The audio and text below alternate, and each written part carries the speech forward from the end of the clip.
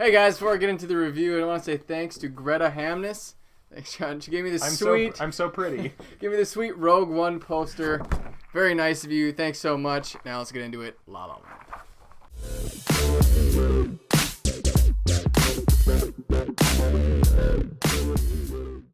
La La Land is directed by Damien Chazelle and stars Ryan Gosling and Emma Stone. It is a modern-day musical about an aspiring young actress and a jazz pianist who meet and fall for each other. And the movie's about their relationship and them achieving their dreams and aspirations.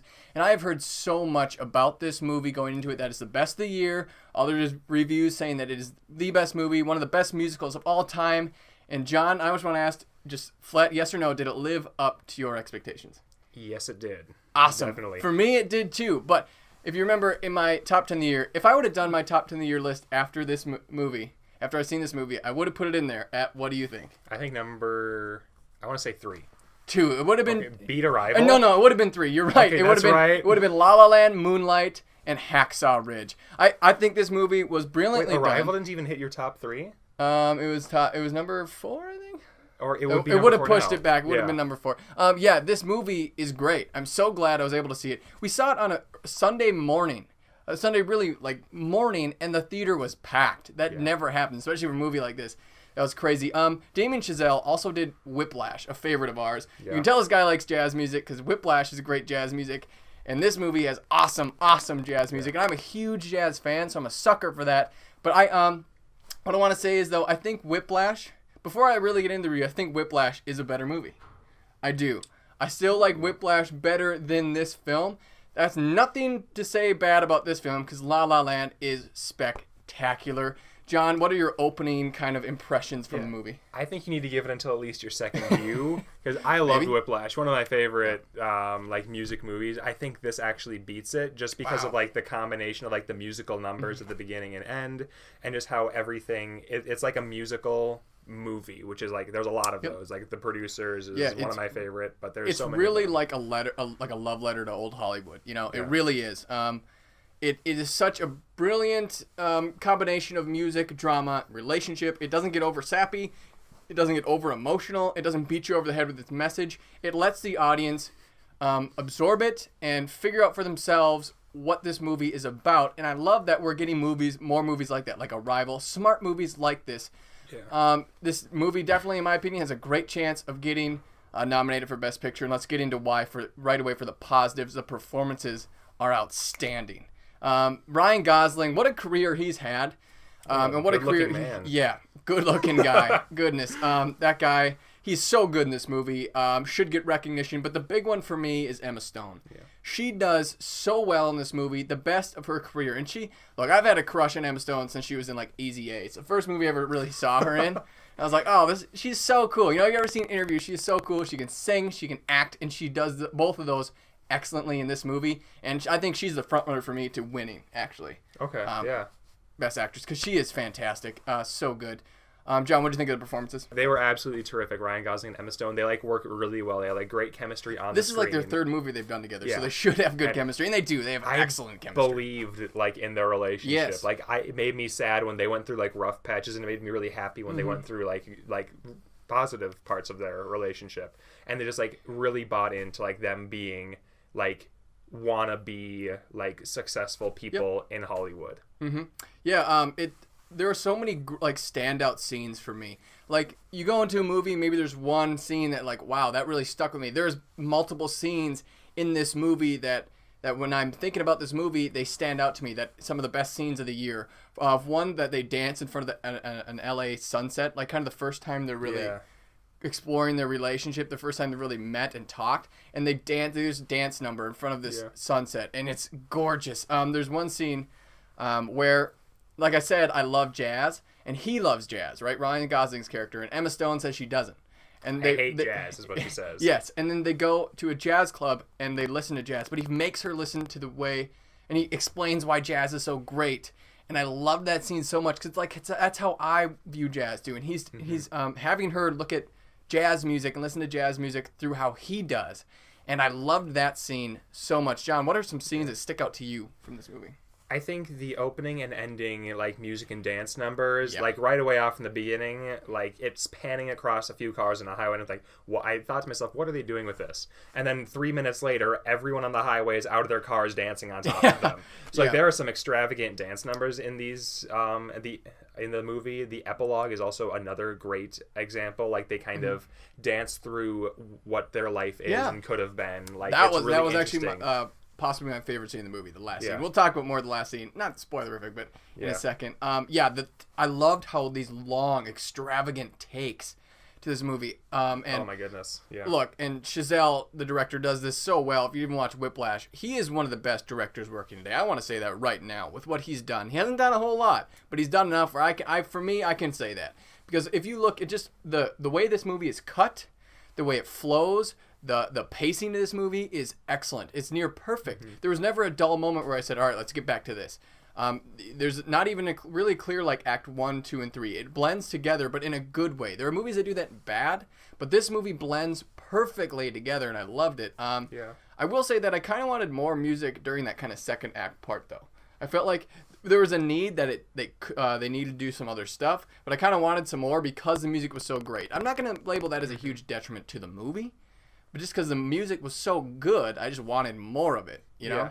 And I think kind of the opposite. I thought, like, throughout, I felt satisfied with the amount of music. I thought it was a really good job. And, like, kind of like the Act 2 kind of area, there was a lot more, like, character development, and it kind of cataloged, like, their beginning and middle parts of their relationship, which I liked a lot, and didn't feel the need for more music because there was a much more dialogue between Emma and Ryan's characters that they just developed really well. Yeah, and the music and the singing was done so well. The dancing, it's such a great musical.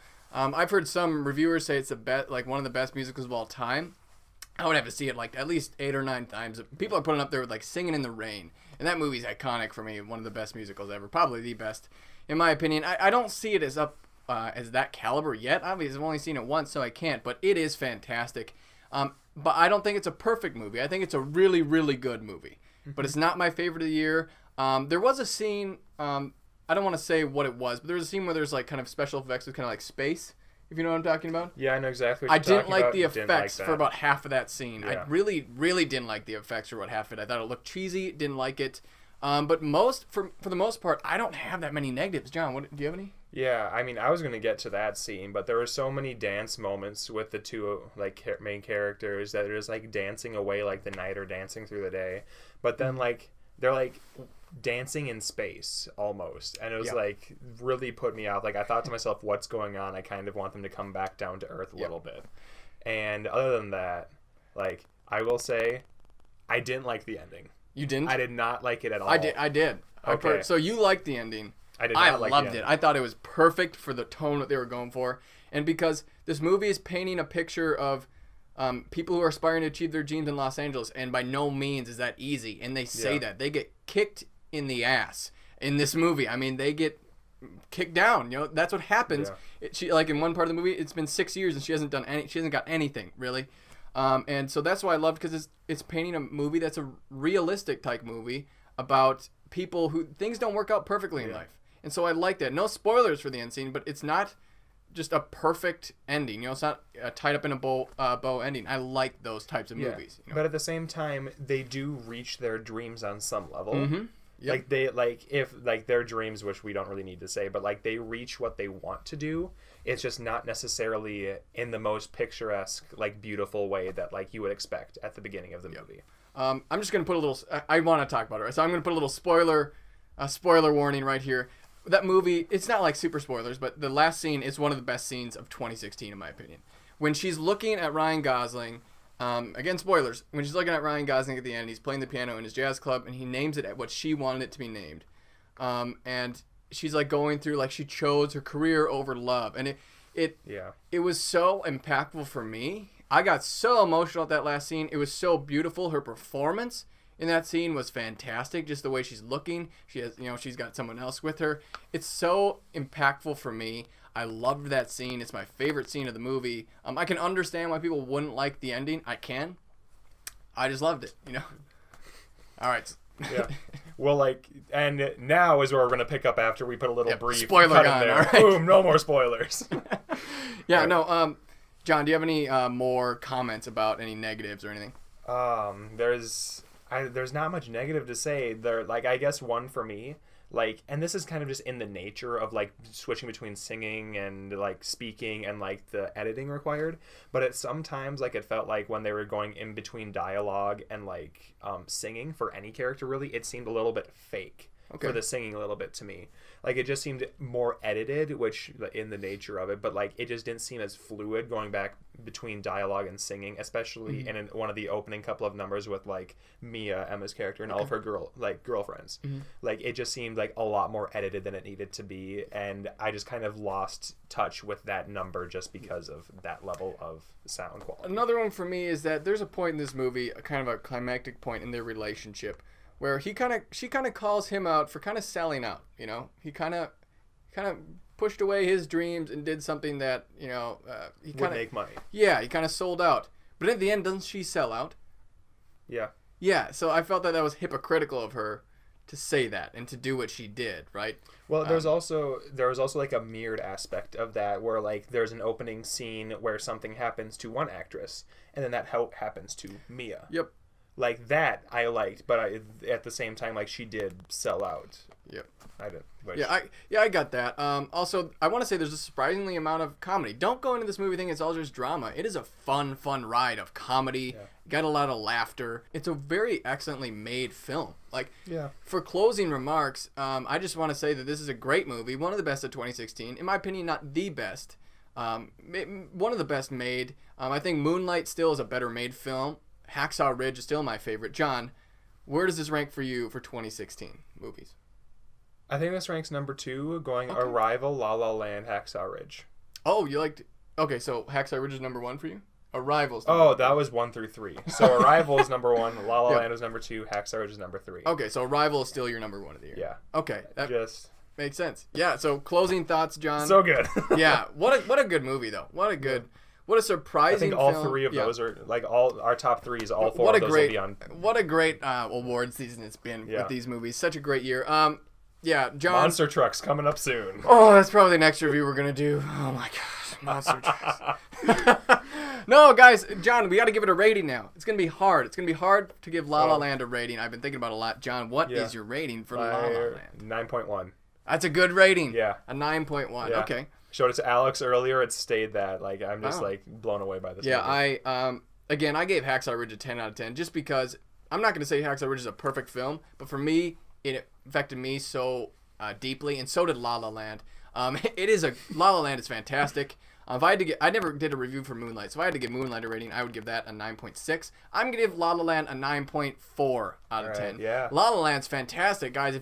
It's already making a lot of money, got a lot of steam. I think it's almost at $50 million in the box office, which is pretty good for a movie like this, but made its budget back, I think. Go out and see it. Go to see it multiple times. I know people who have seen it 8 times. I've talked to friends that have seen it 8 times already, and this is only my first time, so I feel like a little behind. But the one and only Will Kubal never sees movies a second time in theaters. He's seen it for the second time tonight. Yeah. Will, that says something about this movie. I was texting Will today, and Will loves it. I think Will said it's his favorite of the year.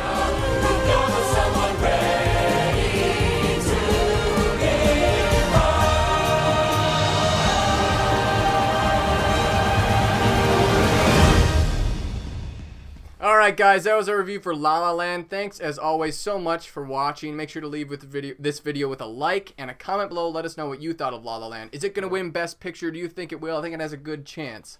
Still don't think it's Best of the Year, but I think it has a good chance. I just loved about this movie how this message about achieving your dreams and not giving up, and how hard it is to get to your aspirations, but they do it. So, yeah, John, thanks so much for joining me for this review. Surprised that it's not your number 1 of the year. I thought it would be. But hey, what the heck. Guys, make sure to subscribe to us, like us on Facebook, follow us on Twitter for more movie reviews and other stuff from this channel. Thanks for tuning in, guys, and we will see you next time.